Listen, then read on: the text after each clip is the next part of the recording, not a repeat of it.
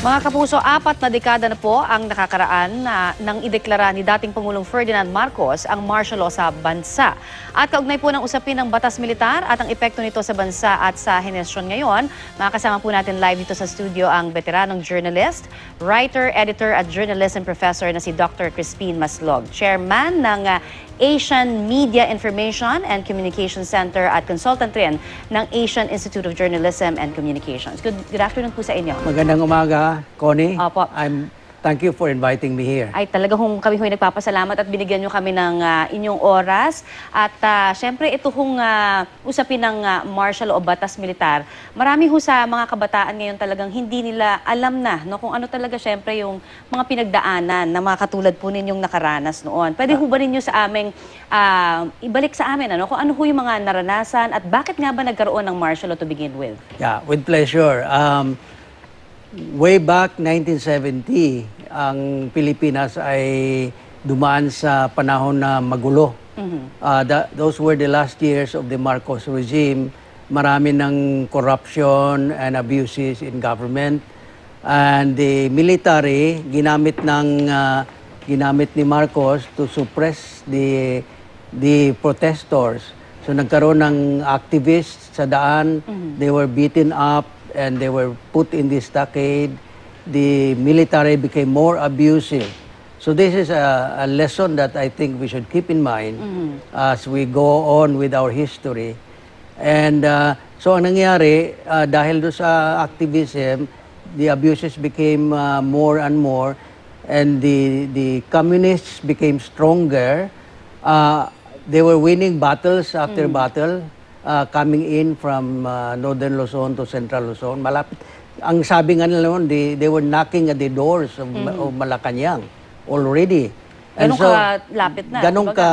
Ganun kalala ang situation at that time. So, ang nangyari, Marcos was forced to consider imposing military rule. That's really another name for martial law. So, after some thinking, and the other motive for Marcos was also to extend his stay in power, kasi he was finishing his second term, and hindi na siya pwede. First term at that time, 4 years ang presidente. So matatapos na yung kanyang second 4-year term, and he wanted to continue in the power, so he resorted to martial law to keep himself in power. Pero yun nga po pag nababasa yan sa mga textbook o sa mga internet, may mga nagsasabi na naiiba ang, kumbaga, ating pong history, ng ilan sa mga taong maaaring meron pong kinikilingan din, ng mga grupo. Sa inyo po, ano ho ba talaga? Yung bilang kayo, journalist kayo dati, gaano ka saklap ba o maganda ho ba para sa media? Ano ho bang naging pamamahayag noon? Kasi alam naman natin na curtail yung freedom of expression. Before martial law was declared, we were very free press. Yes, kaya atake ng atake.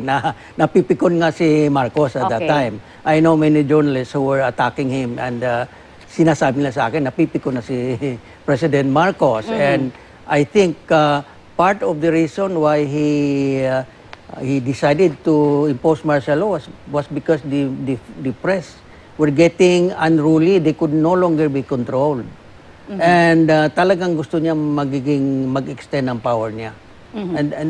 Sa inyo po, yung karanasan nyo? Yeah, yung communist threat was also there, pero para sa akin, excuse lang yun na ginawa niya to declare martial law. In my case, I was publishing a weekly newspaper in Dumaguete, and we covered the activists also. And on the day that martial law was proclaimed, ang headline story namin was the big rally in town against militarization and martial law. Pero sir, meron din akong naririnig, kasi syempre bata pa ho ako noon, hindi ko rin talaga nakita yung mga panahon na yon. Pero naririnig ko sa ibang mga nagkukwentuhang mga mas nakakatanda sa akin na sinasabi nila, may mga benepisyo rin daw, sinasabi nila, yung martial law in terms of parang hindi may disiplina ang mga tao. Ano ho bang tingin ganito niyo? Yon. The first 2 years were good in a sense. Even I could see that wala nang gulo, the people were more disciplined, natatakot ng mag-jaywalk ang mga tao because of the threat of being picked up by BDD military. Nakawan, medyo nabawasan, wala nang yung mga pasaway because of martial law. Pero it lasted only 1 or 2 years. After that, bumalik naman sa dating Filipino trait na masyado tayong pasaway. At of course, sinasabi nga nung ilan din na parang umabuso rin talaga doon sa kapangyarihan yung ilan dahil walang check and balance na eh. Wala na nagre-report sa media. Later on, when the government became more and more absolute, wala nang press eh. Walang mag-criticize.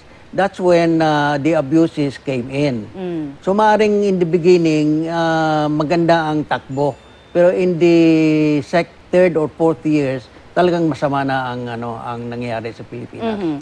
Yung epekto ho ng martial law sa ekonomiya sa bansa, ano po yung mga nakita nyo noon? Yeah, this is, I think, one of the major impact of martial law.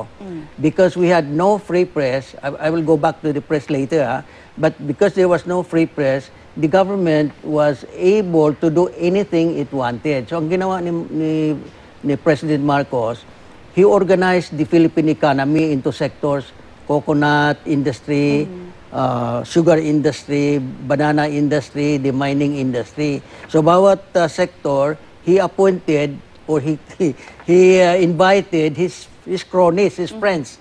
So ito yung tinatawag nilang crony capitalism. So halimbawa, Benedicto was in charge of the sugar industry. Okay, so President Marcos would tell Benedicto, okay, you take charge of the sugar industry. Do whatever you want. So Benedicto organized companies, trading, monopolies. He borrowed money from the government. They could borrow money from any government institution, from the National Treasury without collaterals. And sometimes, or most of the time, they did not pay back. So yun ang nangyari. They had complete control of the Philippine economy. So may nakinabang na mga yung mga nasa, kumbaga, sabi nga, laylayan, yung mga talagang nandun po sa mas mahihirap na bracket ng lipunan. Because of this? Ang nakinabang were the people that they employed. Pero in the beginning, okay lang yun. It brought in money to the economy. Pero because they controlled the money, majority of the money they earned were kept by them in their banks, and Marcos later on deposited them in his bank account in Switzerland. Pag-usapan natin kasi yung kahalagahan po. Napag-uusapan natin sa ilan, medyo, of course, magre-react no, dahil nababalikan itong history nito. Pero ito ho ay nangyari, gaano kahalaga na maituro at talagang maibigay ho sa mga kabataan ngayon na hindi ho talaga kabisado na kung ano ho yung history natin, Right, okay. Because of yung different mga lumalabas pong versions. Yeah, I would like to wind up with that point, no, Connie. Pero before that, gusto kong ipaliwanag ang epekto ng martial law sa press. Okay, go Kasi ahead. this affects us very much. Ang nangyari sa Philippine press, nung before martial law, very free tayo, so we could criticize. And then when martial law was imposed, no more freedom. Okay? So yung mga old-time na magagaling na journalists like Max Sullivan, Amando Ronila, Teodoro Benigno, Teodoro Locsin, etc., silence. So ang yung mga bagong journalists, wala nang models to follow. So they learned journalism under martial law, which was to wait for press releases from the government. Ang press release nagiging praise release. Praise release. So, nagiging habit na nila yon. Wala na silang initiative. They had Dahil din sa takot, sir, no? Takot. And then later on, nagiging tawag nito, lazy. Ano ba si lazy sa Tagalog? Tamad na lamang. Nagiging tamad sila. Oh, okay lang. Anyway, I earn my money. Okay. So, pupunta lang ako sa kanya. Okay, ito yung news for the day, dalhin niya sa newspaper, publish. It became a way of life for years and years. So when martial law was lifted, yun ang journalist na yung mga journalist na that took over were the press release journalists. Naku sir, marami pa akong tanong sa inyo, kaya lang tayo ho ay kailangan ng mag-move on. Kaya magpapasalamat po kami sa inyo pagbigay sa amin ng oras dito naman po sa Balitang Hali. Maraming salamat po. Thank you. Yeah. Maraming salamat. Yan po naman si Dr. Crispin Maslog.